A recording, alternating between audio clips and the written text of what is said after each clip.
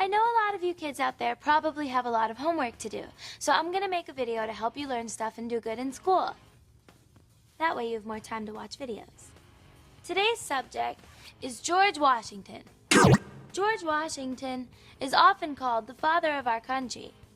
That's because he didn't have any children of his own and the founding fathers felt bad for him. They couldn't give him any real kids, though, because George Washington always carried a sword, and swords should be kept away from children. George Washington was the first president.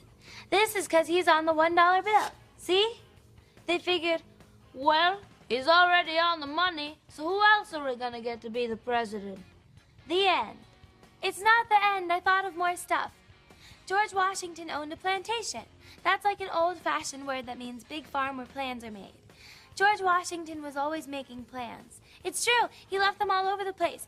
On his farm, people would always find little scraps of paper that said things like, I think I'll paint the barn tomorrow, or I should harvest these and eat them, or that pig kind of looks like an old man. I think I'll dress him up in a white beard and take him to get his library card. George Washington was over 6 feet tall, but everyone else was way shorter back then, so that would be like someone being 30 feet tall today.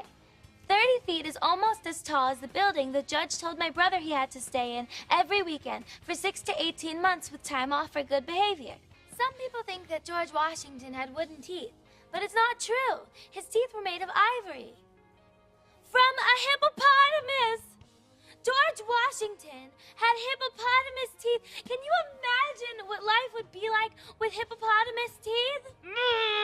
It would be hard to be president with hippopotamus teeth, but George Washington did it, and that's why he's a great man. George Washington was a dancer. Seriously, he was a really good dancer. Watch. Go, Georgie.